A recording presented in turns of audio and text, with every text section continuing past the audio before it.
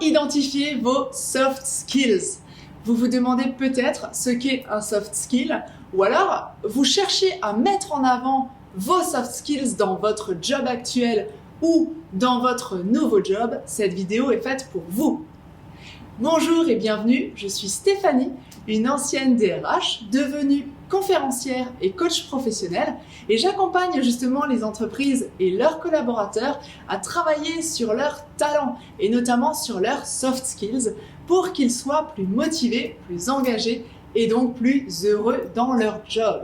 Et sans plus attendre, je vous invite tout de suite à télécharger le guide des 10 clés pour être motivé, engagé et heureux dans votre job.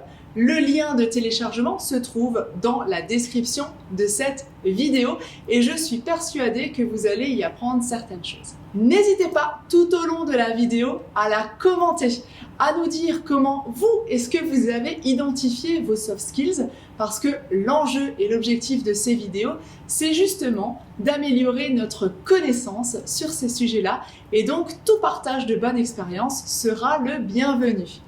Alors, comment identifier vos soft skills? J'ai envie de partager avec vous 5 techniques qui vous permettront d'identifier vos soft skills. Alors, la première, déjà avant même de parler de technique, c'est qu'est-ce qu'un soft skills? C'est une aptitude, c'est une attitude, c'est ce qu'on appelle aussi généralement le savoir-être. Une soft skills ou un soft skill, on en parle de plus en plus parce qu'aujourd'hui, dans le recrutement, on pense, ou en tout cas certains pensent, que les soft skills deviennent de plus en plus importants dans une entreprise, dans un métier. Donc, un soft skill, c'est vraiment une aptitude, c'est une compétence à l'opposé des hard skills. Hard skills, ça va être les compétences techniques. Par exemple, je sais utiliser le logiciel Excel, ça va être une compétence technique. Le soft skill, je vais y revenir dans la deuxième partie, c'est vraiment plutôt dans l'attitude, dans le comportement, et on peut même parler d'appétence. Ce sont des choses des comportements, des attitudes que nous mettons en place naturellement. Donc, quelques exemples que je vous propose de soft skills pour vraiment savoir de quoi on parle. On va retrouver différentes thématiques de soft skills. Par exemple, la communication, être à l'écoute de quelqu'un, l'adaptabilité, la réactivité. Toutes ces compétences ou attitudes sont des soft skills.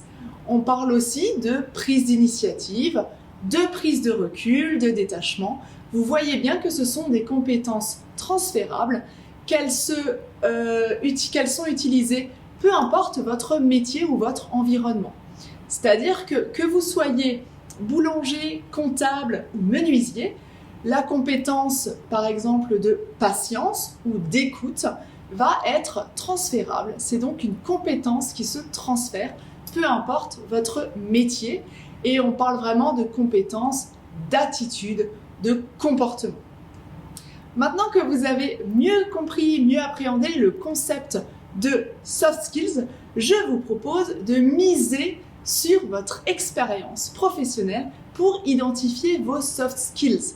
Parce que vous vous demandez peut-être quels sont les soft skills que vous pouvez mettre en place ou mettre en avant chez vous, sur votre CV par exemple, ou lors d'un entretien, que ce soit un entretien d'embauche, un entretien de carrière, peu importe, mais l'idée c'est de mettre en avant vos soft skills.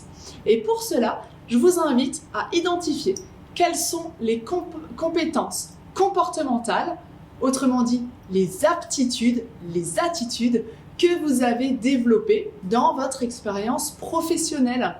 Vous pouvez même regarder au niveau de vos expériences associatives, ou si vous faites du sport par exemple, si vous avez des activités de bénévolat, toutes ces activités-là, toute cette expérience accumulée va vous donner des indices de soft skills. Alors ça peut être quand vous travaillez en équipe, que vous allez développer certaines soft skills, ça peut être des exercices que vous faites extra-professionnels, ça peut être des compétences aussi que vous développez à la maison avec vos enfants. essayez de réfléchir et d'identifier justement tout ce qui vous est attribué. Et pour cela, c'est la quatrième action que je voulais vous proposer dans cette vidéo, c'est de demander à votre entourage de vous dire quels sont vos soft skills. Vous allez réussir à les identifier en parcourant votre expérience et votre histoire de vie, mais eux, ils vont aussi pouvoir vous donner des soft skills, des aptitudes comportementales que vous n'avez peut-être pas imaginées. Donc, invitez-les à vous donner des qualités, parce que des soft skills, ils vont peut-être pas tout de suite savoir ce que c'est, mais en tout cas des qualités ou des savoir-être qu'ils vous attribuent de manière à rallonger votre liste à vous de soft skills. Et enfin, donc le cinquième point, c'est de s'entraîner à mettre en avant vos soft skills. Pensez à en parler autour de vous dans votre contexte professionnel. Pensez à les communiquer, les partager avec votre manager. Pensez aussi à les indiquer sur votre CV parce que au-delà des compétences techniques, les recruteurs aujourd'hui cherchent des soft skills, des aptitudes comportementales. Donc indiquez-les sur votre CV, ce ne sera qu'une valeur ajoutée pour vous. Voilà, si vous avez apprécié cette vidéo, cliquez sur le pouce, mettez un like de manière justement à partager cette vidéo. Mettez aussi vos commentaires pour que je puisse réagir et interagir avec vous, ce qui alimentera la communauté. Et je vous invite tout de suite à visionner la prochaine vidéo qui est sur le même thème et qui s'intitule « Comment identifier vos talents et en faire votre métier ».